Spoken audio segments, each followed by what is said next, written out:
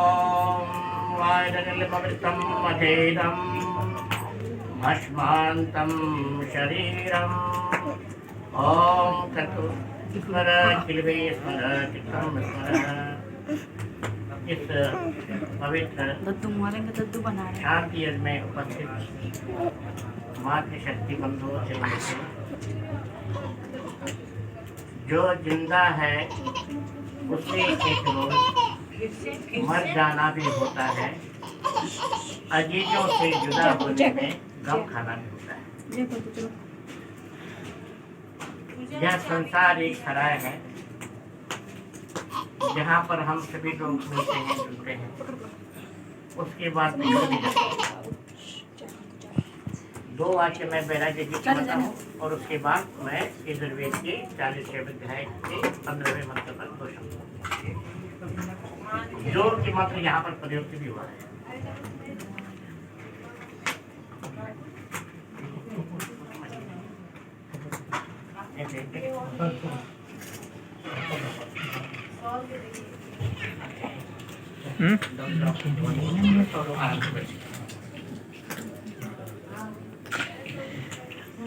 बड़ पीढ़ी बना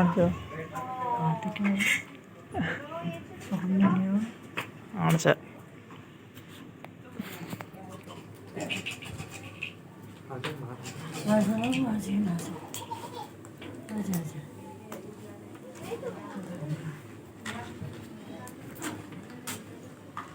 एक छोटा सा बैराग्य गीत है और उसके बाद में इस मंत्र पर 2 शब्द बोलता हूँ। ध्यानपूर्वक सुनिए कि हम जितनी कर्म में बैठते हैं, जो भी कर्म कर रहे हो उसके विषय में थोड़ा बहुत जानकारी तो रखनी चाहिए। और हम सिर्फ खाना पूर्ति करते हैं, कर्म कर देते हैं और खाना पूर्ति के लिए करते हैं, तो खाना पूर्ति होती है। तो अच्छा तो ये है कि जिस भी कर्म में हम बैठते हो, ये पितृ कर्म छोटा मोटा कर्म है, ये सबसे बड़ा। तो यहाँ पर एक बैराग्य गीत बोलूँगा और उसके बाद है यजुर्वेद के 40 अध्याय के 15वें मंत्र जो यहाँ पर प्रयुक्त भी हुआ है हवन में, उसके ऊपर थोड़ा 2 शब्द उद्धार करो। ओम नाम का सुमिरन कर दे भव से पार तुझे, कह दिया कितनी बार तुझे। ओम नाम का सुमिरन कर दे भव से पार तुझे, कह दिया कितनी बार तुझे। जिस नगरी में बास है तेरा, ठग लोगों की बस्ती है, बड़े बड़े लुट गए यहाँ पर, तेरी तो क्या हस्ती है। जिसको अपना समझ रहा तू, धोखा दे संसार तुझे, कह दिया कितनी बार तुझे। दौलत का दीवाना बनकर धर्म कर्म को भूल गया, पाप पुण्य का पता नहीं है, नशे में डोल गया। भूल गया उस जगदीश्वर को, कैसा चढ़ा सुमार तुझे, कह दिया कितनी बार तुझे। ओम नाम का सुमिरन कर दे भव से पार तुझे, कह दिया कितनी बार तुझे। तुझसे पहले गए अनेकों, कितना धन ले साथ गए, बात बड़ी बेमोल यहाँ पर, सारे खाली हाथ गए। तू भी खाली हाथ जाएगा, देखेंगे नर नार तुझे, कह दिया कितनी बार तुझे। तो धर्म प्रेमी बंधु, मनुष्य का शरीर बड़े भाग्य से मिलता है। ये हमारा सौभाग्य है कि हम यहाँ पर भी बैठे हैं। शरीर के रूप में तो मनुष्य है, अब हम मनुष्य उचित कर्म करते हैं या नहीं करते, ये हमें कुछ चिंतन करना है। गर्ग उपनिषद की एक आख्यायिका है एक ज्योति स्वरूप नाम के सेठ हैं धनवान,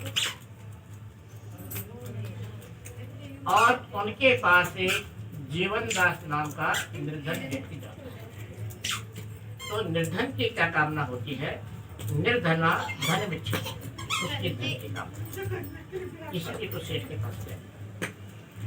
तो जीवन दास ज्योति स्वरूप के पास जाता है और उनसे प्रार्थना करता है कि हे ज्योति स्वरूप जी, आप बड़े ऐश्वर्यशाली, आपके पास बहुत सारे बंगले हैं, उनमें से एक बंगला मुझे।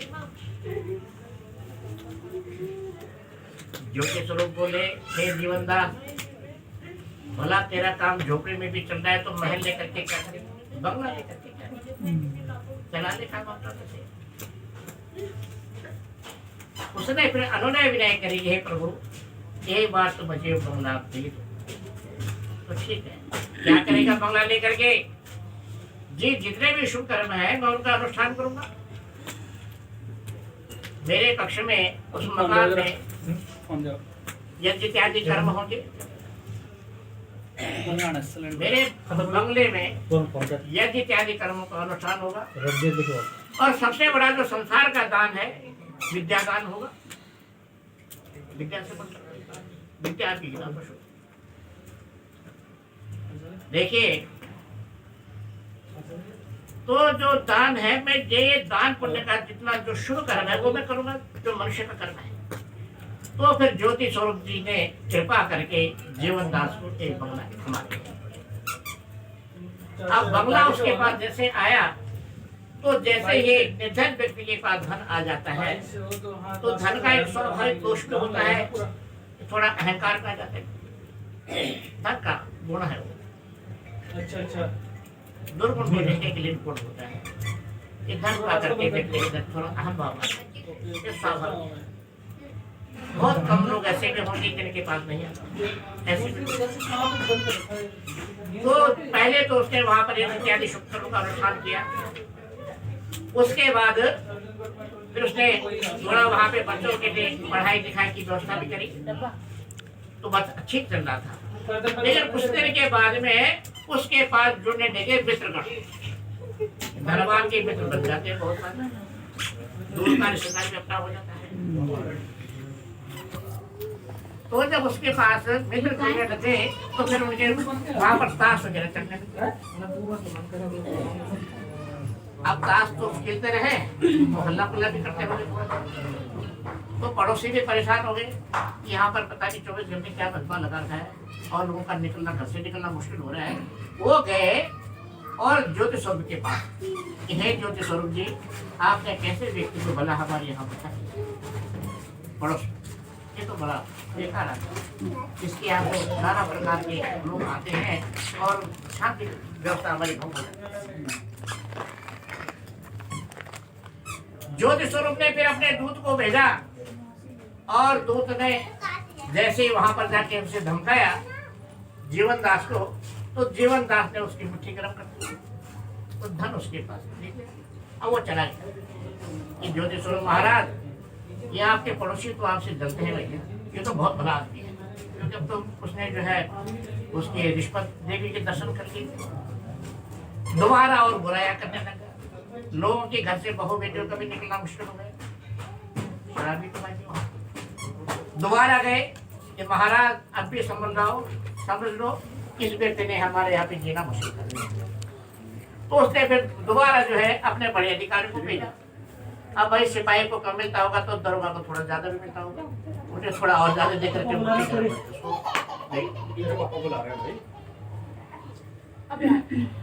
अब तीसरी बार जब शिकायत आई तो जीवन दास के यहाँ स्वयं ज्योति स्वरूप आए और ज्योति स्वरूप ने जीवन दास का कान पकड़ा और बंगले से बाहर कर दिया।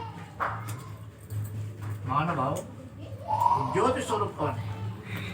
ज्योति शाम ज्योति, ज्योति की ज्योति परम पिता परमात्मा, वो है ज्योति। और जीवन दास कौन है? ये हमारी जीवन जो प्रत्येक शरीर के अंदर है जीवन। तो जीवात्मा ने परमपिता परमात्मा से प्रार्थना करी थी। कब? कि जब वो अवांग मुख अपने माता के गर्भ में था, क्या बोलता है? मृतश्चाहं पुनर्जातो जातश्चाहं पुनर्मृतः नाना योनि सहस्राणि दृष्ट्वा चैव ततो मया। हे प्रभु, मैं बार बार जन्म और मरण का ग्रास बना। मैंने बहुत सारे माताओं के स्तन का दुग्ध पिया है, बहुत सारे पिता भी देखे हैं, बहुत सारे स्वर्ग भी देखे हैं, और ये नाना प्रकार की जीवन में भटकता हूँ। हे प्रभु, एक बार मुझे एक बंगला दे दो। कौन सा बंगला? मनुष्य शरीर, अष्ट चक्र नवा द्वारा देवानंद। तो भगवान ने जब उसको मनुष्य का शरीर दे दिया, तो जैसे ही बच्चा होता है, कितना सुखमय होता है बच्चा। इसके अंदर किसी के प्रति कोई बैर भावना, कोई विरोध नहीं है। लेकिन जैसे ही उसको दुनिया की हवा लगने लग जाती है, तो थोड़ा बहुत उसके अंदर फिर बुराइयां आती है। तो फिर प्रभु अपना संकेत भी देते हैं, छोटी मोटी तकलीफ दे देते हैं कि भाई अभी सुधर जा, नहीं सुधरेगा। अब उसके बाल भी श्वेत होने लग गए, तब भी नहीं सुधर रहे, दांत भी निकल गए, तब भी नहीं सुधर रहे। और फिर जो है, फिर दूध के मुट्ठी गर्म कर रहा है। वो दूध कौन है? अब ये डॉक्टर वकील कौन है? ये दूध ये मुट्ठी गर्म कर देता है। अंत में क्या होता है कि भगवान जिसको इस बंगले से बाहर जैसा आया वैसा गया। मानवाओ, हमारा शरीर इसलिए नहीं है। जीवन क्या है?